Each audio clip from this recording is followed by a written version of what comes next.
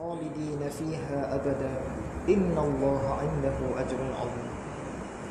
Mereka kekal di dalamnya, yakni di dalam syurga buat selama-lamanya. Sesungguhnya di sisi Allah lah pahala yang besar. Maksud surah At-Taubah ayat 23.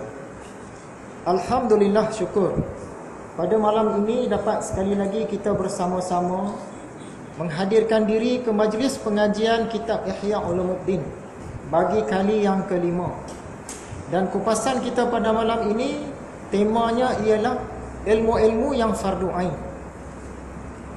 Kalau tuan-tuan perhatikan, tarikh yang tertera di sana ialah pada 25 Jun. Ni kuliah kita yang tertangguh dalam 2 bulan sudah. Notanya separuh dah siap tapi tak dapat nak hadir pada malam tu. Jadi malam ni insya-Allah kita sambung lagi lah. Jadi kita sangat bersyukur kerana dipilih oleh Allah. Walaupun dari segi syariatnya kita berjaya datang ini adalah atas usaha kita sendiri, atas ikhtiar kita sendiri, tapi dari segi hakikatnya kita dipilih oleh Allah. Sekiranya Tuhan tidak pilih, kita usaha macam mana pun tak akan sampai. Ada orang dia tak usaha, tak cadang nak datang pun akhirnya dapat datang. Sebab dari segi hakikatnya semuanya pekerjaan Allah semata-mata. Jadi sebenarnya kehadiran tuan-tuan ini satu nikmat. Satu nikmat kalau kita menyedarinya.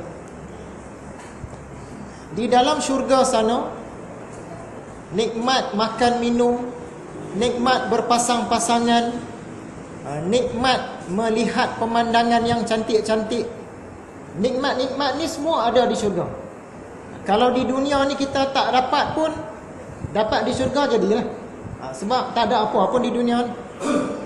Tapi kita kena faham bahawa nikmat berjuang pada jalan Allah, nikmat berletih-letih pada jalan Allah, nikmat berkorban pada jalan Allah, nikmat ini dia tak ada di dalam syurga. Di dalam syurga sana bukan tempat perjuangan lagi dah. Jadi nikmat-nikmat berletih-letih pada jalan Allah, berkorban pada jalan Allah, bersusah payah pada jalan Allah ni termasuklah tuan-tuan yang bersusah payah nak datang pada malam ini. Ini nikmat-nikmat yang tak ada di dalam syurga. Sebab itu orang-orang soleh dia mengejar nikmat-nikmat ni sementara dia masih hidup. Di dalam syurga sana tak adalah nikmat nak bersusah payah, nikmat nak berjuang, nikmat nak berletih-letih, tak ada dah. Bahkan di dalam syurga tu tak ada istilah letih pun. Jadi nikmat-nikmat berjuang ni kita kena kejar di dunia, sebab ia tidak ada di dalam syurga. Hadirin yang dirahmati Allah sekalian, sebelum kita masuk kepada pelajaran malam ini, iaitu ilmu-ilmu yang fardu ain, marilah sama-sama kita mengimbas sebahagian daripada isi kuliah yang terdahulu. Antara perkara yang kita sentuh ialah apa untungnya kita menuntut ilmu, khususnya ilmu agama. Yang duk kata tuntut ilmu, datang belajar, datang kuliah semua ni, apa untungnya? Di antara untungnya, hadis riwayat Imam Muslim, sabda Nabi Muhammad SAW, sesiapa yang melalui suatu jalan untuk menuntut ilmu, maka dianugerahkan Allah kepadanya jalan ke syurga.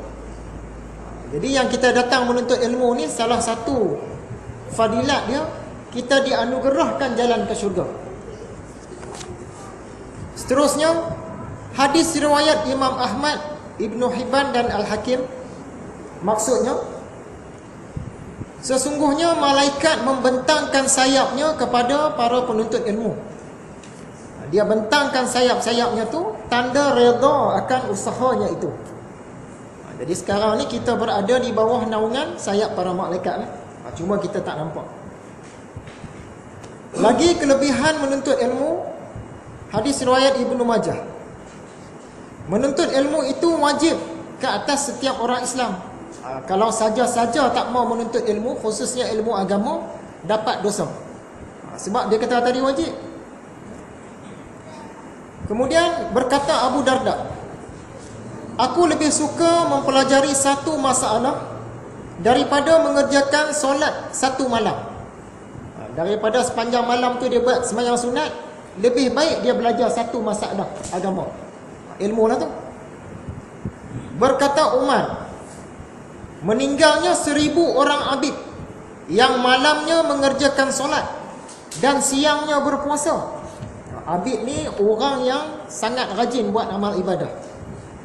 Dikatakanlah meninggalnya 1000 orang abid yang rajin buat amal ibadah, yang mana waktu malam ni dihidupkan dengan solat-solat sunat, dan pada waktu malamnya puasa sunat, adalah lebih mudah daripada meninggalnya seorang alim yang mengetahui apa yang dihalalkan dan apa yang diharamkan oleh Allah. Maksudnya lagi-lagi rugi kita kalau satu orang yang alim ni meninggal dunia berbanding daripada 1000 orang yang rajin buat amal ibadah. Cuma ini kata Sayyidina Umar, bukan hadis. Berkata Imam Asy-Syafi'i pula, menuntut ilmu adalah lebih utama daripada melakukan ibadah sunat. Berkata Abu Darda lagi, sesiapa yang berpendapat bahawa pergi menuntut ilmu itu bukan jihad, maka adalah dia orang yang kurang akal dan fikiran. Sebenarnya menuntut ilmu ni, khususnya ilmu agama, salah satu daripada jihad, walaupun bukan jihad akbar lah, bukan jihad yang besar, tapi tetap salah satu jihad. Seandainya orang kata menuntut ilmu ni bukan jihad ni, itu bagi Abu Darda ni orang yang kurang akal. Tadi kita ada sentuh tentang orang abid. Abid ni maksud dia tadi apa? Dia banyak buat amal ibadah. Satu jenis manusia lagi, alim. Alim ni maksudnya orang yang banyak ilmu, khususnya ilmu agama. Okay, abid tadi rajin buat amal. Alim ni orang yang banyak ilmu. Satu jenis lagi ialah da'i. Da'i ni orang yang rajin berdakwah, rajin menyampaikan. Ada 3 golongan. Satu golongan tadi dia abid, dia rajin buat amal ibadah. Golongan yang kedua dia alim, ilmu banyak. Golongan yang ketiga da'i, dia rajin menyampaikan, rajin berdakwah, rajin menyebar. Sepatutnya satu-satu orang tu dia kena ada 3 ciri ni. Abid pun dia, alim pun dia, da'i pun dia. Sepatutnya. Tapi yang biasa kita jumpa, ada orang dia ada 1 ciri tak ada 2, ataupun ada 2 ciri tak ada 1. Contohnya, orang yang alim tapi tidak abid, jenis ni ramai. Dia ilmu agama banyak, tapi nak kata dia ni ahli ibadah tak ada. Ilmu banyak, nak buat dia kurang. Jenis ni ramai. Yang alim tapi tidak da'i, yang ni pun ramai juga. Ilmu agama banyak, belajar tinggi dari segi agama ni, tapi dia bukan jenis pendakwah, dia bukan jenis pejuang. Ilmu tu untuk dia aja. Yang ni pun ramai. Kemudian yang abid tapi tak alim, dia rajin buat amal ibadah, tapi dia ni ilmu kurang. Yang ni pun ramai. Satu lagi, yang abid tapi tak da'i, dia rajin buat amal ibadah tapi dia bukan mendakwah. Dia sendiri-sendiri dia aja. Dia tak suka, dia tak mau nak menyampaikan kepada orang lain. Yang ni pun ramai.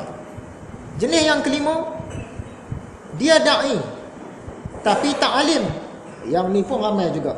Dia rajin berdakwah sana sini, sana sini, sana sini, tapi ilmu dia tu kurang, sangat kurang. Jenis yang keenam, yang da'i tapi tak abid. Yang ni pun ramai juga. Dia cukup rajin menyampaikan ni, berdakwah ni cukup rajin, tapi rupa-rupanya dia tu malas buat amal. Cukup sekadar sembahyang 5 waktu je, yang lain tu dia malas nak buat. Tapi kalau dari segi dakwah ni cukup laju. Baik dakwah terang-terangan berhadapan, ataupun dakwah internet ke, di mana ke, secara bertulis ke, dalam buku ke, cukup rajin. Tapi nak kata dia rajin amal ibadah tak? Ni jenis-jenis manusia. Sepatutnya satu-satu orang tu dia kena ada 3 ciri ni. Abid pun dia, alim pun dia, da'i pun dia. Dapat yang 3 ni cantik. Itu tadi kita imbas kembali tentang apa faedahnya, apa untungnya kita menuntut ilmu. Kenapa kita nak tahu untung ni? Sebab manusia bila disebut untung, disebut manfaat, disebut benda-benda yang laba yang dia nak dapat, dia rasa seronok dan dia rasa nak buat.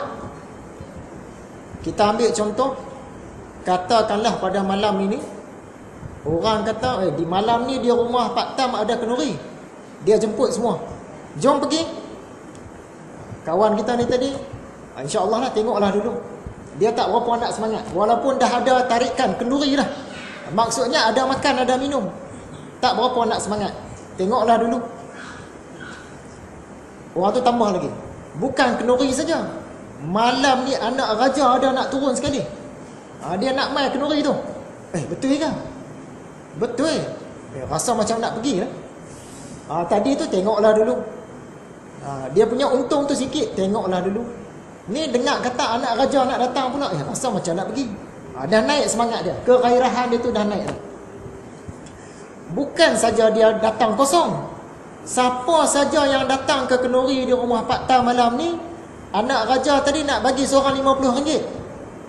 Ya, kalau macam tu aku confirm nak pergi. Daripada mula tadi tu, tengoklah dulu. Bila dia dapat tahu kelebihan yang dia nak dapat nanti. Ada anak raja, rasa macam nak pergi, dah naik semangat dah. Dengar kata pula dapat RM50 seorang, confirm nak pergi. Kawan tu tambah lagi, bukan saja RM50, 20 orang yang mula-mula datang dapat 100. Kita pergi sekarang. Terus naik semangat dia. Kenapa daripada awal tadi dia tak semangat nak pergi kenduri, akhirnya terus dia orang mula-mula nak pergi.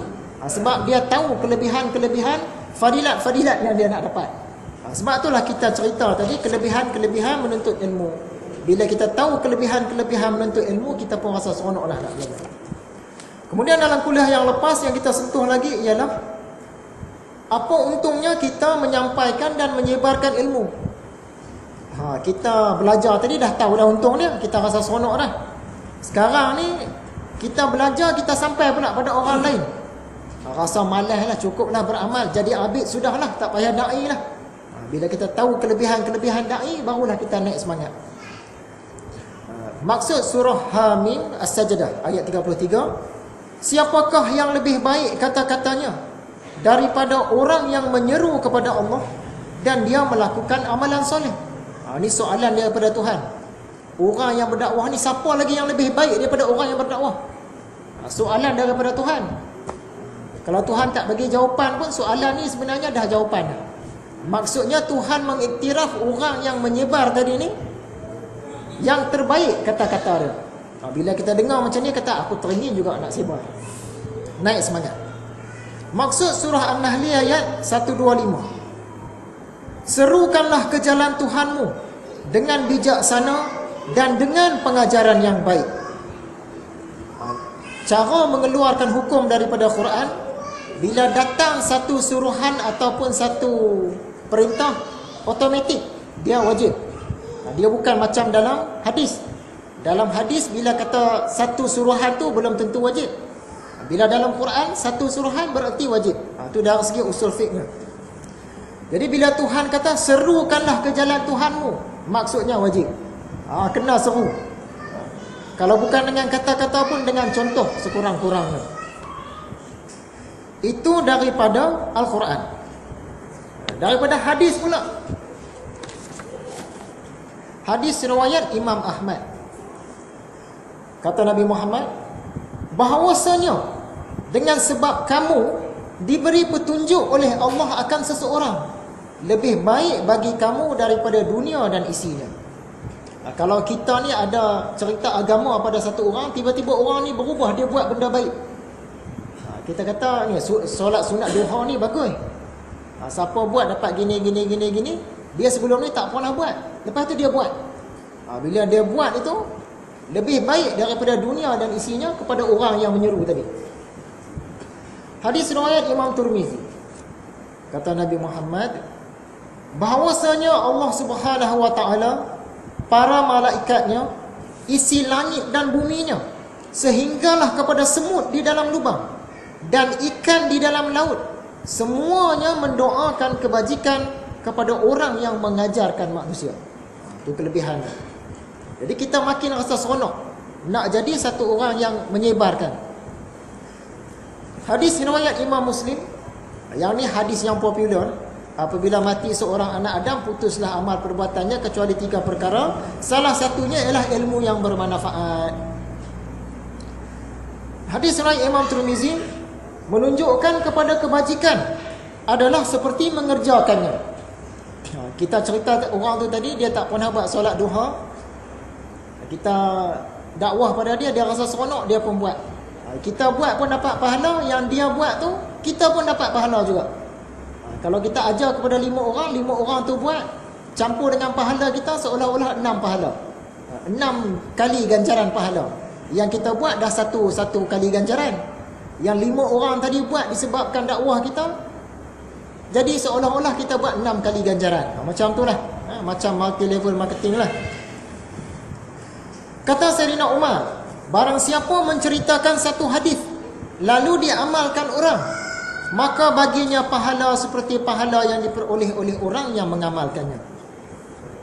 Berkata Ibnu Abbas, orang yang mengajar akan kebajikan kepada orang ramai, nescaya diminta ampun dosanya oleh segala sesuatu, hatta ikan di dalam laut. Ini sama dengan hadis yang di atas tadi itulah. Semut pun mintakan keampunan, kebajikan untuk dia. Ikan dalam laut pun mendoakan kebajikan untuk dia. Siapa dia ni? Orang yang menyampaikan. Berkata sebahagian ulama, ulama itu adalah lampu segala zaman. Setiap ulama menjadi lampu zamannya. Orang-orang yang sezaman dengannya dapat memperoleh nur daripadanya. Yang kita duk sebar-sebar tu, dia ni nur sebenarnya. Walaupun tak nampak begitu bercahaya, sebenarnya yang kita dakwahkan tu nur. Berkata Hasan Al-Basri ni, sekiranya tidak adalah orang yang berilmu, nescaya jadilah manusia itu seperti haiwan. Maksudnya, dengan mengajar, ahli-ahli ilmu ini mengeluarkan manusia daripada batas kehaiwanan kepada batas kemanusiaan. Nasib baiklah dalam kalangan kita ni ada ulama-ulama, ada orang-orang soleh, ada ilmuwan-ilmuwan agama. Mereka ni lah yang menjadi penyebab kita ni tak ada hidup macam haiwan. Katakanlah kawasan kita ni tak ada seorang pun tahu pasal agama ni, dah tentulah kita hidup ikut suka kita. Berkata Yahya bin Mu'az, ulama itu lebih mencintai umat Nabi Muhammad SAW daripada bapa dan ibu mereka sendiri. Ni kalimah ni kita dah hurai dah panjang dalam kuliah yang lepas. Kata Imam Ghazali, ulama ni dia lebih sayang kepada kita lebih daripada mak bapak kita. Dia cakap tu umum. Sebab apa? Kita ni ada 2 jenis kesusahan. Kesusahan yang pertama ialah kesusahan dunia. Lapar, dahaga, tak ada kerja, tak ada rumah, tak ada kenderaan, tak ada gaji, tak ada pasangan, kan? Ni kesusahan-kesusahan dunia. Satu lagi kesusahan ialah kesusahan di akhirat. Kesusahan akhirat ni kita tahulah, dengan lamanya, dengan panasnya, dengan nerakanya, macam-macam. Jadi ada 2 jenis kesusahan. Biasanya ibu bapa dia cukup ambil berat nak lepaskan anak dia daripada kesusahan dunia. Dia harap anak aku ni bagilah dapat kerja, bagilah pelajaran bagus, bagilah dapat pasangan yang baik, bagilah dapat zuriat yang baik, bagilah dapat gaji yang banyak, bagilah dapat kedudukan yang tinggi. Mak bapak duk fikir yang tu selalunya. Tapi kalau ulama dia duk fikir macam mana nak bagi umat ni mudah masa sakaratul maut. Macam mana nak bagi umat manusia ni tenteram di dalam kubur, tak kena siksa. Macam mana nak bagi umat manusia ni di mahsyar nanti dia mendapat naungan Allah. Macam mana nak bagi mudah di timbangan. Macam mana nak bagi mereka ni cepat lepas titian sirat. Macam mana akhirnya nak bagi masuk ke dalam syurga. Macam mana kalau boleh nak sampai ke peringkat nikmat tertinggi di dalam syurga, iaitu memandang wajah Allah. Jadi dia fikir benda yang lama. Kita mak bapak biasa kita fikir hak yang kesusahan dunia tadi lah. Kesusahan yang 70-80 tahun. Kalau anak kita umur 100 tahun, 100 tahun lah kesusahan tu. Kesusahan di dunia, kita nak lepaskan dia tu. Tapi kalau ulama dia duk fikir kesusahan yang no, akhirat no, yang ribu-ribu tahun, yang trilion-trilion tahun, yang selama-lamanya tu. Sebab tu Imam Ghazali kata, dia petik kata-kata Yahya bin Mu'az, ulama-ulama ni dia lebih sayang daripada mak bapak kita sendiri. Dari sudut, bukan dari semua sudut, dari sudut dia nak selamatkan kita daripada kesusahan yang akhirat ni. Yang mak bapak ni biasanya dia nak selamatkan anak dia tu dari kesusahan dunia. Umumnya macam tu lah, umumnya.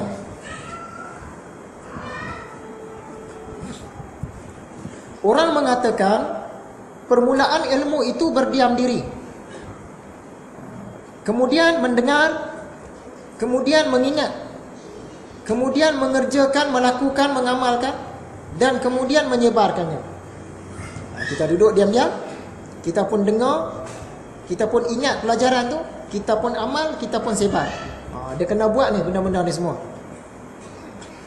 Ada orang mengatakan, ajarilah ilmumu kepada orang yang bodoh, dan belajarlah dari orang yang berilmu tentang apa yang engkau tidak tahu. Apabila engkau berbuat demikian, maka engkau akan tahu apa yang engkau tidak ketahui, dan engkau akan mengingat apa yang sudah engkau ketahui. Ini kita cerita apa itu?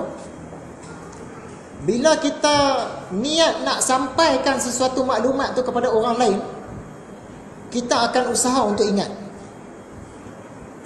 Tapi kalau kita tak niat nak sampai, dia akan berlalu macam tu je. Saya ulang contoh yang pelajaran 2 bulan, 3 bulan sudah tu.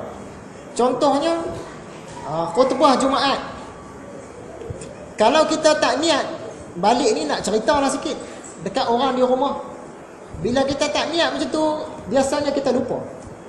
Kalau orang tanya tadi khutbah cerita apa, tak tahu. Tak tahu apa cerita khutbah tadi. Tak boleh nak, entah dia cerita pasal jiran sikit, pasal marilah bertakwa sikit. Kita tak tahu sebab kita tak mau simpan nak cerita pada orang lain. Bila kita ada niat nak cerita kepada orang lain, kita akan cuba ingat. Sekurang-kurangnya kita ingat tema khutbah, ataupun kita ingat tajuk khutbah, ataupun kita ingat isi penting.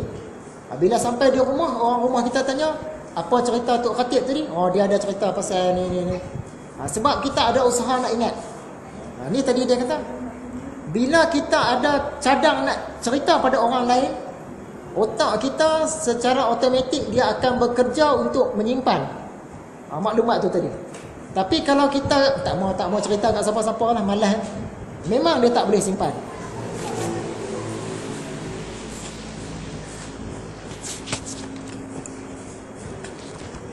Itu tadi kelebihan menuntut ilmu, khususnya ilmu agama, dan kelebihan menyebarkan ilmu.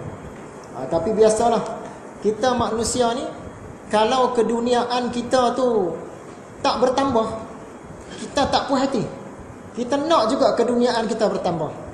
Tapi kalau keakhiratan kita, khususnya ilmu-ilmu agama ni tak bertambah, kita rasa biasa aja. Bukan kita di sini kan, orang lain rasa tak bertambah ilmu, rasa biasa, tak rasa rugi apa-apa pun. Tapi kalau pangkat kita tak naik ke, gaji tak bertambah ke, rasa tak puas hati. Nak marah pun ada, nak protes pun ada, nak tunjuk perasaan pun ada. Tapi kalau ilmu agama kita hari ini sama dengan 5-6 tahun sudah, tak naik pun, kita tak rasa apa-apa pun. Gaji tahunan kita tak naik, kita bising. Tahun lepas punya gaji sama dengan tahun ni, memang kita bising kat bos kita. Bonus tahunan tak dapat, jiwa kita memberontak. Sampai hujung tahun orang dapat bonus 2-3 bulan gaji, tiba-tiba kita ni tak ada. Bos kata tahun ni tak ada bonus. Kita rasa macam nak marah. Tapi ilmu agama kita tidak bertambah berbanding tahun-tahun lepas, kita tak rasa apa-apa pun. Kalau gaji tak naik, memang kita marah. Ilmu agama kita tak naik, biasa aja. Tak rasa apa-apa pun. Amal-amal agama kita tidak meningkat, tak ada pun rasa tak puas hati. Begitulah manusia umumnya, bukan semua ni, umumnya.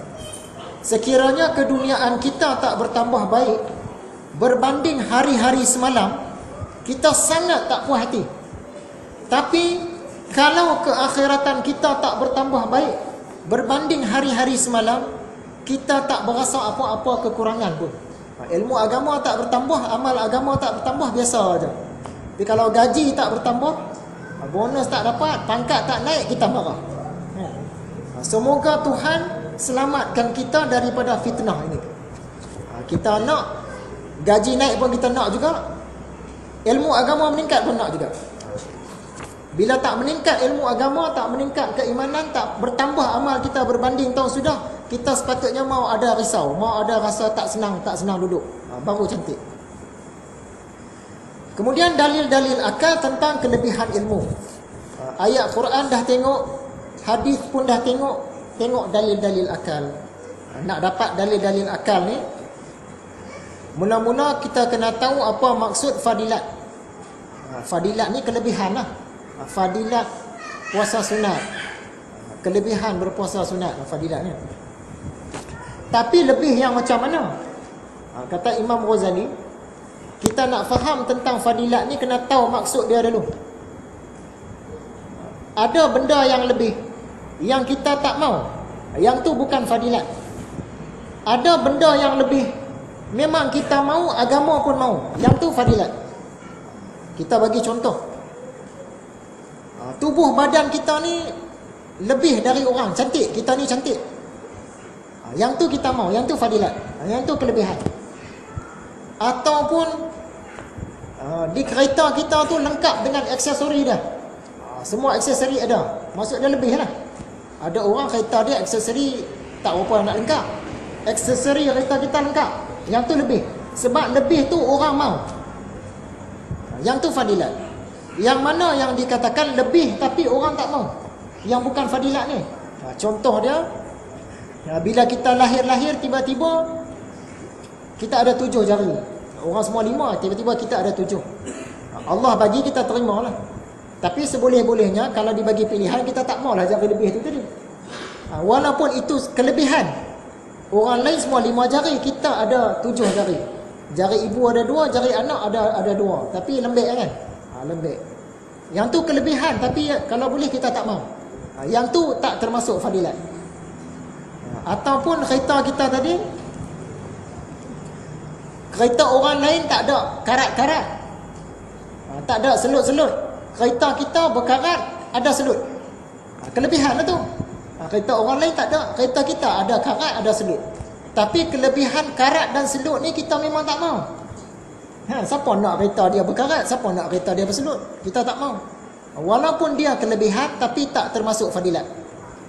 Jadi kesimpulannya, bila disebut fadilat ni maksudnya perkara yang lebih, yang orang suka, dan dari segi agama tak salah, yang tu fadilat. Kalau benda tu lebih, orang tak suka, yang tu bukan fadilat.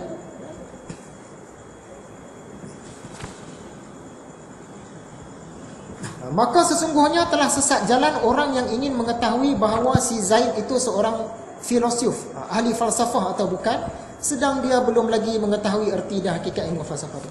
Yang kita duk belajar kelebihan-kelebihan tadi kan, kelebihan menuntut ilmu, kelebihan menyebarkan ilmu. Kalau kita tak faham maksud kelebihan tu, dia seolah-olah orang yang nak mempertikaikan ahli falsafah. Tapi kalau tanya dia, falsafah tu apa dia? Aku pun tak tahu. Tapi dia kata ahli falsafah ni salah ni gini, salah. Falsafah tu apa benda? Tak, aku pun tak tahu. Tak kenal. Macam kita tadi, kita duk belajar kelebihan fadilat menuntut ilmu, kelebihan ataupun fadilat menyampaikan ilmu, menyebarkan ilmu. Kalau orang tanya kita, fadilat tu benda apa? Tak, fadilat tak tahu, tak kenal. Tapi sekarang kita tahu dah, fadilat ni maksud dia benda yang lebih, yang orang suka, yang tak salah dari sudut agama. Yang tu fadilat.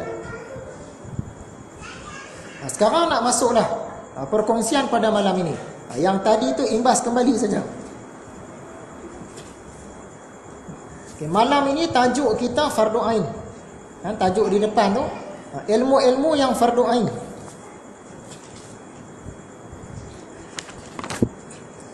Fardu ain satu, fardu kifayah satu. Tapi masalahnya, sebahagian orang ni dia melebihkan bahagian fardu kifayah, sehingga kan terabai bahagian yang fardu ain. Yang ni bahaya. Kalau dia sibuk-sibuk dengan urusan fardu kifayah, yang fardu ain tak terabai, cantik. Tapi kalau dia sibuk fardu kifayah, sampai terabai yang fardu ain, yang ni rugi. Sebab fardu ain ni dia jauh lebih penting daripada fardu kifayah. Tak boleh lawan dengan fardu kifayah ni. Kita khawatir kita ni termasuk ke dalam golongan orang yang melebihkan fardu kifayah sampai tertinggal, terabai yang fardu ain tadi.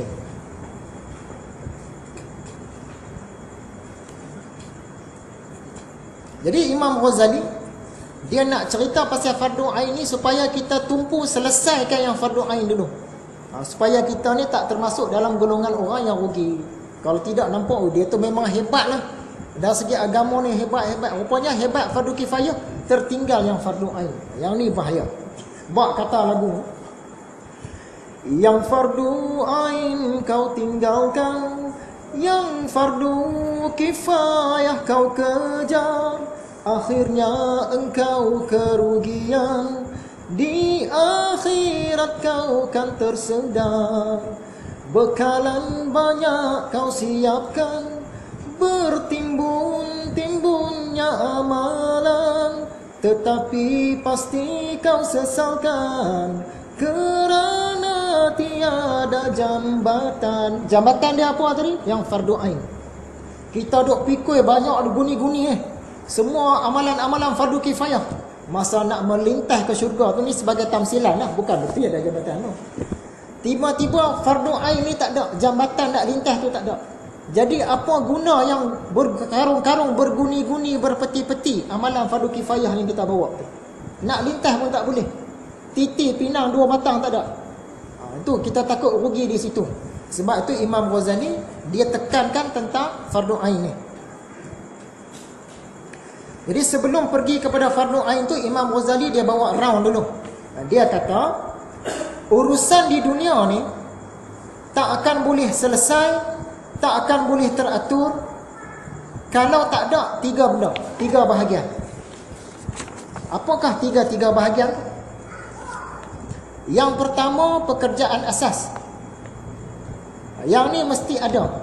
Yang dasar, yang pokok, iaitu pertanian. Kalau tak ada pertanian, manusia tak ada makanan, mati. Yang kedua, pertenunan, buat pakaian. Kalau tak ada pakaian, manusia hidup susah dan mati. Yang ketiga, tempat tinggal, perumahan. Dan yang keempat, siasah, yakni pentadbiran. Ini empat benda ni mesti ada. Ini benda asas, benda pokok. Kalau benda-benda lain tu tak ada empat ni, boleh hidup dah. Benda yang kedua, pekerjaan yang membantu pekerjaan asas. Seperti pertukangan besi. Kita kata tadi yang asas ialah pertanian. Nak bertani ni kena ada alat-alat. Jadi kena ada orang usahakan besi supaya boleh buat alat-alat pertanian. Ini pembantu saja. Begitu juga dengan kerja-kerja membersihkan kapas dari bijinya. Kata nak buat baju tadi kan, baju tadi benda asas. Baju ni perkara asas. Jadi nak kena ada orang buat kerja petik kapas. Petik kapas, asingkan biji kapas, barulah boleh buat baju tadi. Maksud dia yang kedua ni dia bantu yang asas tadi. Pekerjaan jenis yang ketiga, dia menyempurnakan pekerjaan asas. Jenis kedua tadi dia bantu pekerjaan asas. Jenis yang ketiga, dia sempurnakan pekerjaan asas. Contoh dia menumbuk tepung dan membuat roti. Pekerjaan asas tadi bercucuk tanam, contohnya gandum. Jadi nak uruskan gandum ni nak kena ada alat-alat dia, kena dibantu oleh pekerjaan tukang besi. Bila dah boleh petik gandum ni tadi, nak kena dilengkapkan, diselesaikan oleh orang yang boleh buat tepung, boleh buat roti. Tapi yang asasnya tetaplah pertanian, pertenunan, perumahan dan siasah. Yang tu yang asas.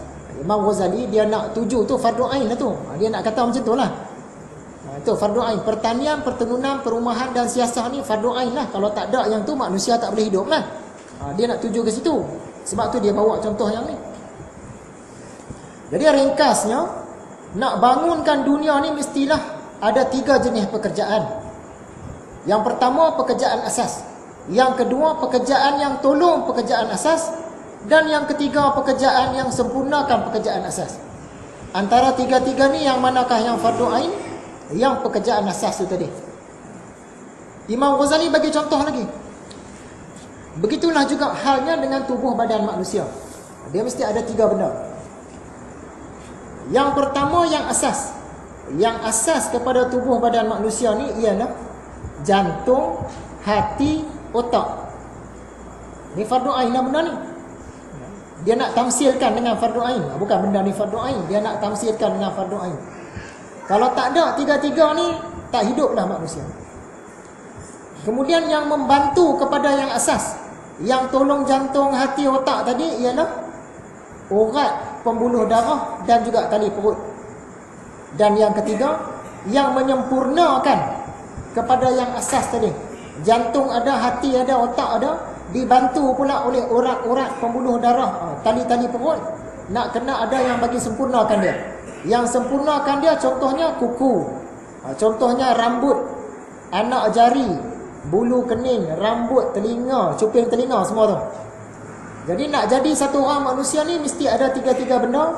Tapi yang paling asas jantung, hati, otak. Yang itulah yang ditamsilkan dengan fardu ain. Jadi dalam amalan kita pun macam tu juga. Dia ada amalan-amalan sampingan, amalan-amalan fardu kifayah, amalan-amalan fardu ain. Yang fardu ain ni mesti kena selesai dulu. Kemudian Imam Ghazali dia sentuh golongan manakah yang berupaya membawa keselamatan kepada manusia untuk dunia dan akhirat. Siapakah yang paling ada kuasa nak bawa manusia ni selesaikan yang fardu ain ni? Siapa yang paling ada kuasa, yang paling power? Yang pertama, para nabi. Nabi-nabi ni dia ada pertolongan wahyu, pertolongan mukjizat. Dia paling power nak ubah manusia. Okay, sekarang nabi dah tak ada, kita tinggal dalam bahagian tu. Yang kedua paling power, para pemerintah. Yang ketiga power, para ulama. Kalah ulama dengan pemerintah. Macam mana boleh kalah ulama dengan pemerintah? Sedangkan ulama ilmu agama banyak, amal agama banyak, iman tinggi. Pemerintah kadang-kadang biasa saja. Tapi Imam Ghazali kata hebat lagi pemerintah berbanding ulama. Kenapa? Sebab pemerintah ni dia ada kuasa. Dia boleh buat undang-undang, dia boleh jatuhkan hukuman, dia boleh keluarkan perintah. Yang ulama tak boleh. Kecuali ulama ataupun jadi pemerintah juga. Ulama ni tok-tok guru dia cuma sampaikan. Sampai bulan puasa kamu semua wajib puasa. Siapa tak puasa berdosa. Begini dosa dia, last kali kena neraka. Dia boleh cerita macam tu je. Dia tak boleh nak buat undang-undang, dia tak boleh nak siap polis tangkap, dia tak boleh nak jatuh hukum. Tapi pemerintah dia boleh. Dia boleh buat undang-undang, siapa tak puasa akan ditangkap. Dia boleh kerahkan polis jaga, tengok siapa yang curi-curi makan, boleh tangkap. Dah ditangkap, dia boleh buat pula undang-undang, begini-begini kesalahan dia, begini, dia punya hukuman. Jadi antara ulama dengan pemerintah, siapakah yang ada power lebih nak selamatkan umat manusia? Pemerintah berbanding ulama. Sebab itu apabila berlakunya gejala sosial lah, perkara-perkara yang tak manis, yang tak elok lah, ramai orang buang anak, banyak kes jenayah, bercampuran, kelab-kelab malam tumbuh, macam-macam lah benda-benda maksiat kan. Kadang-kadang orang kata ni ulama ramai, apa ulama buat? Sebenarnya dia kena tuju pemerintah dulu. Sebab kita tengok tadi, siapakah yang ada power lebih? Pemerintah. Patut dia kena tanya dulu, apa yang pemerintah buat? Ni banyak kelab-kelab malam, judi-judi ni banyak ni. Kena tanya, apa pemerintah buat? Biasanya kita, apa ulama buat? Ni ustaz-ustaz ramai, apa buat ni, tengok ni. Buang anak ramai, judi ni ramai, judi halal, judi tak halal. Gejala sosialnya, ragutnya, rogolnya semua ni, apa ulama buat? Patut kena tuju pemerintah tu. Sebab dari segi power tadi hebat pemerintah lagi. Dan yang keempat, yang power paling bawah, tukang-tukang nasihat. Tukang-tukang nasihat ni kita lah. Nasihat kita siapa nak dengar sangat? Yang power sikit ulama, orang dengar lah juga. Yang lebih power lagi pemerintah. Ni orang mesti kena ikut sebab dia boleh keluar undang-undang, boleh buat hukuman. Boleh kena hukuman. Boleh buatkan hukuman. Ya, sungguh pun macam tu. Kata Imam Ghazali, nak selesaikan fardu ain ni, mau tak mau tetap cara dia ialah mengajar. Pemerintah dia boleh keluarkan hukuman, undang-undang, boleh siap pegawai polis, tapi yang nak selesaikan fardu ain ni tetaplah pengajaran. Kalau dia buat undang-undang, orang tu kena tangkap, kena siksa apa pun, dia tak mau buat juga. Jadi nak selesaikan masalah tu tetap dengan pengajaran. Jadi Imam Ghazali kata, sebab itulah pekerjaan mengajar ini, khususnya ilmu agama lah, ini adalah pekerjaan yang paling mulia. Polis pun mulia, askar pun mulia, mujahidin pun mulia, kerja nurse pun mulia, kerja apa-apa pun mulia lah. Tapi yang paling mulia ialah guru, pengajar tu, mu'alim. Kenapa kerja mu'alim ni paling mulia? Imam Ghazali bagi bukti dia. Makhluk yang paling mulia ialah manusia. Berbanding dengan jin, berbanding dengan haiwan, berbanding dengan malaikat, berbanding dengan apa-apa makhluk lah. Kalau kita tanya siapa-siapa pun, makhluk apakah paling mulia? Manusia. Okay, kita dapat dah. Makhluk paling mulia manusia, dah dapat dah. Kemudian pada diri manusia ni, apa yang paling mulia pada diri dia tu? Adakah matanya, adakah hidungnya, adakah kukunya atau mana-mana? Yang paling mulia pada diri manusia ni ialah hatinya, bukan daging hati tu. Jiwanya, mindanya, rohnya. Hati dah. Kita faham semua tu hati lah.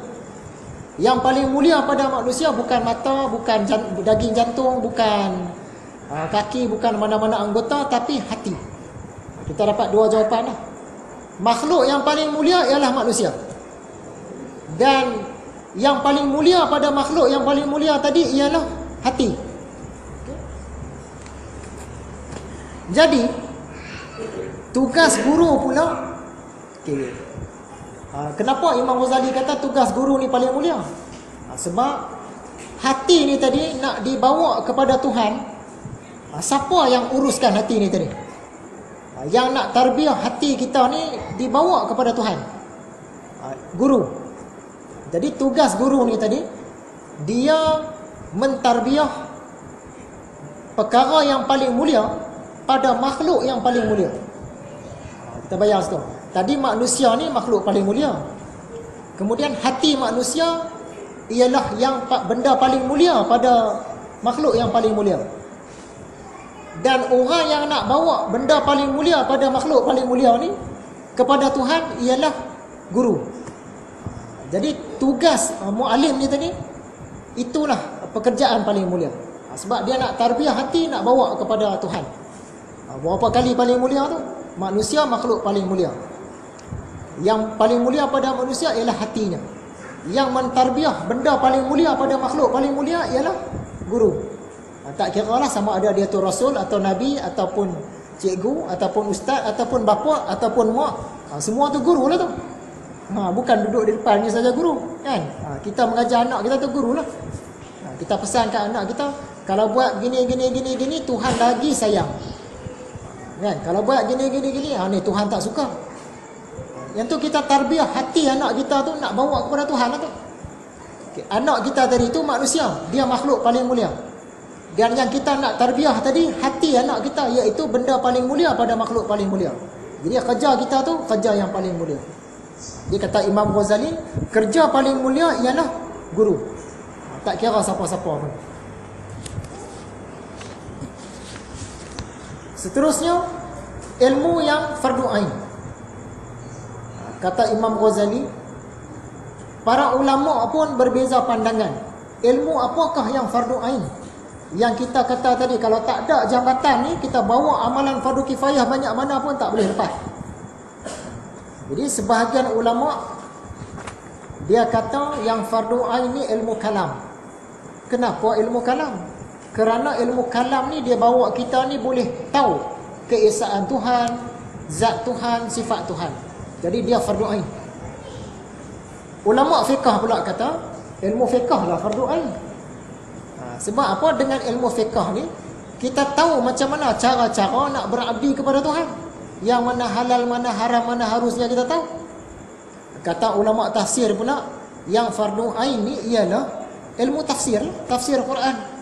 Kalau tak ada orang yang mahir tafsir Quran ni, mana nak main ilmu kalam, mana nak datang ilmu fiqh. Jadi ilmu tafsir ni fardu ain. Kata ulama hadis pula, ilmu hadis ni fardu ain. Sebab Quran dia tak ada yang menghuraikan dia. Yang menghuraikan Quran ni ialah hadis. Jadi ilmu hadis ni fardu ain. Kata ulama tasawuf pula, yang fardu ain ialah ilmu mengenal diri dan mengenal Tuhan. Kalau tak kenal diri, tak kenal Tuhan, nak sembah sekadar nama saja. Sembah siapa? Saya sembah Allah. Kamu kenal ke Allah yang kamu sembah tu, yang kata sembah Allah? Tak tahu, saya kenal nama saja. Silap-silap dia sembah nama. Bila sembah nama tu tak cantik lah. Kita nak sembah zat tu kan, zat yang punya nama tu. Jadi masing-masing ulama pun kata ilmu kami lah yang fardu ain. Jadi Imam Ghazali dia simpulkan, sebab dia kata orang ulama-ulama yang berbeza pandangan ni berpecah sampai kepada 20 golongan.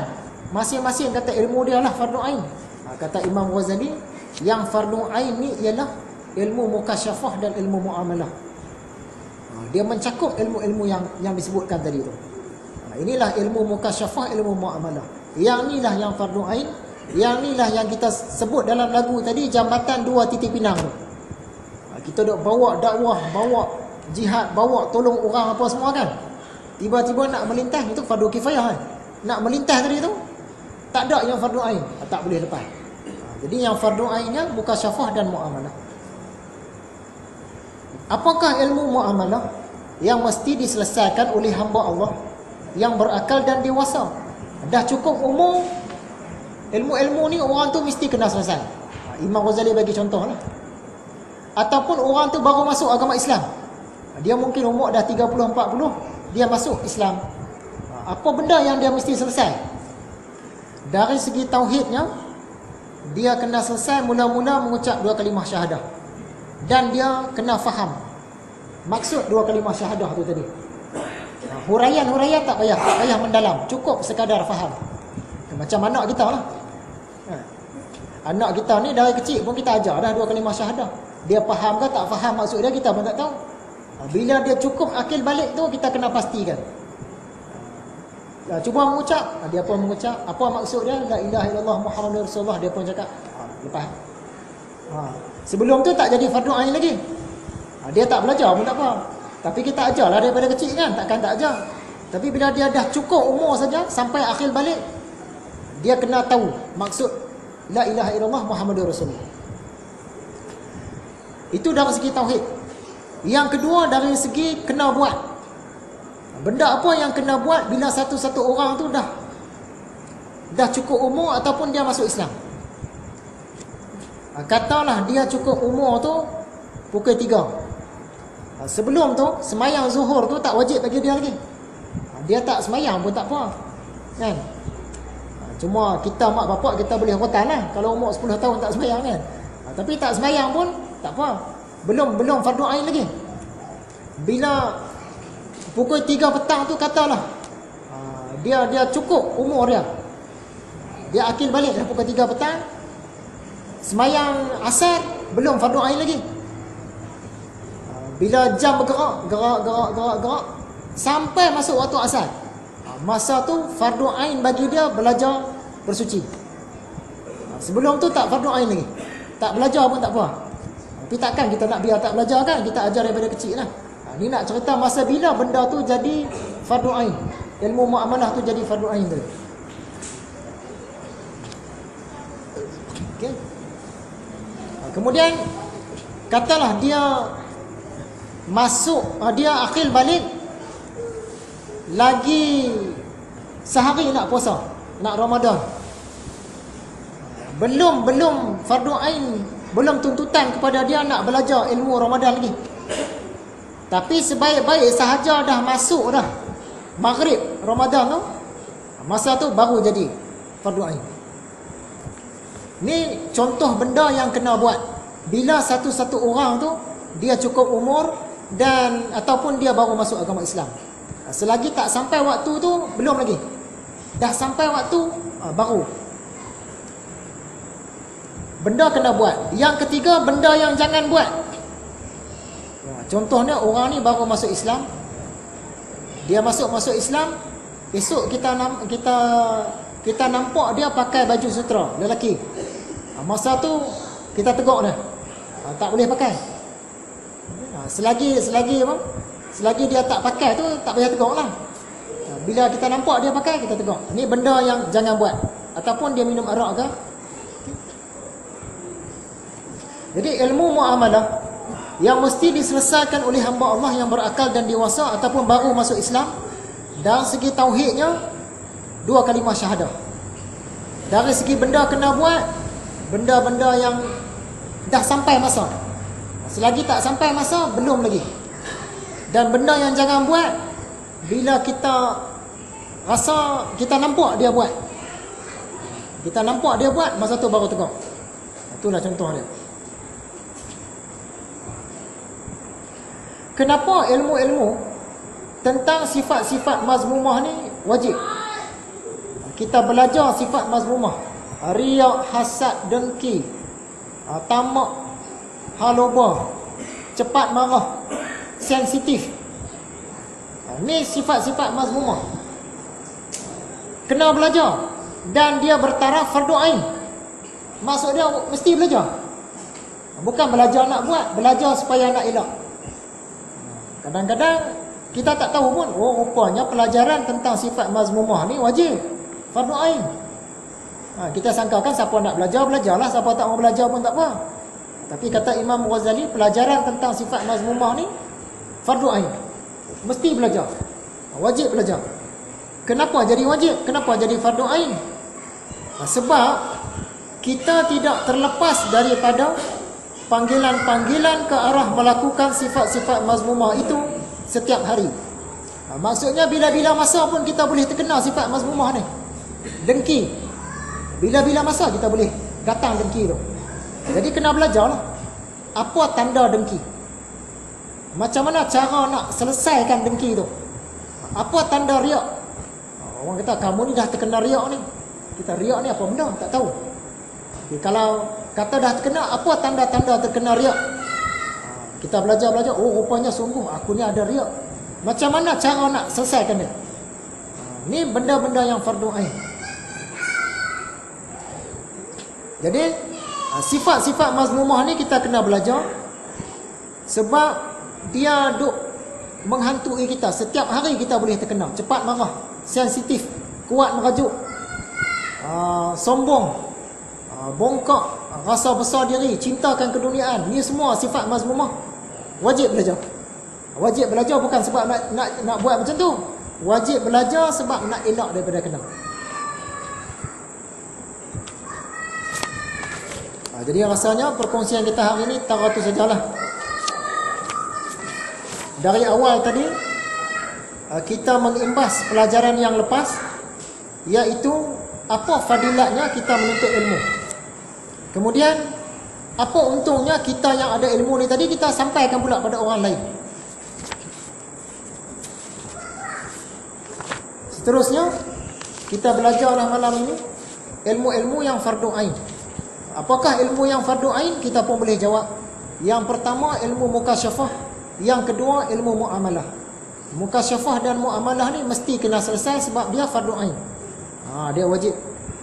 Bukan kita boleh tinggal, tak boleh tinggal.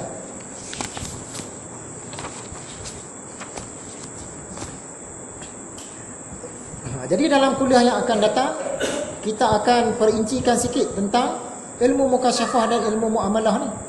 Sebab kita pun tak tahu apa benda mukasyafah, apa benda muamalah. Di kesimpulan pelajaran kita malam ini, Dalam agama ni ada banyak juzuk-juzuk ilmu. Dalam agama Islam ni ada banyak juzuk-juzuk ilmu.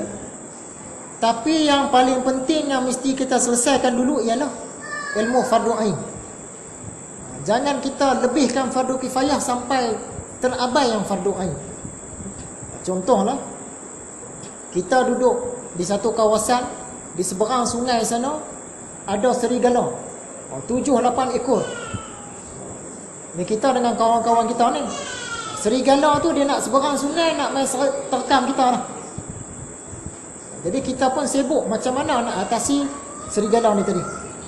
Sedangkan kita ni ramai, dalam 20 orang. Serigala dalam 7 ekor lah, nak lintas sungai lah, nak main kat kita lah. Tapi dalam masa yang sama, di sebelah kita ni dah ada harimau dah. Harimau sekok je, dan dia siap nak terkam kita dah pun. Dia orang yang bijak, yang waras, dia nak selesai yang mana dulu? Serigala yang nak mai dari seberang sungai kah? Ataupun harimau yang dah ada nak terkam dia kan? Itu contoh fardu kifayah dengan fardu ain tadi. Yang serigala apa yang nak mai seberang yang 7 ekor tadi, yang tu seolah-olah fardu kifayah. Kalau kita tak selesaikan pun, kita ada kawan kita 19 orang lagi ni. Kita jangan sibuk sangat yang tu, kena sibuk yang ni dulu. Sebab harimau ni dia nak terkam kita dah pun. Kena selesai yang ni dulu. Tapi sebahagian orang dia sibuk nak selesai yang serigala tu. Serigala nak melintas itu, apa kita nak buat? Apa senjata nak pakai? Apa strategi nak guna? Zoom, harimau tadi faham kita. Rugi. Kena selesai yang ni dulu. Jadi antara fardu ain dengan fardu kifayah, kena selesai yang fardu ain dulu. Dalam masa yang sama kita tak tinggalkan fardu kifayah. Dari segi pengajarannya, dari segi iktibarnya, kita kenalah berusaha untuk menyelesaikan ilmu-ilmu yang fardu ain ni, khususnya ilmu mukasyafah dan ilmu muamalah.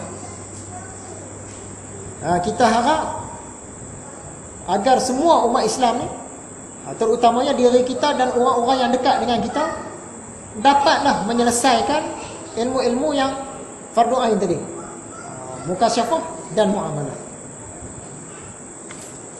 Dia rasanya sekadar itu sajalah perkongsian pada malam ini. Harap-harap boleh fahamlah.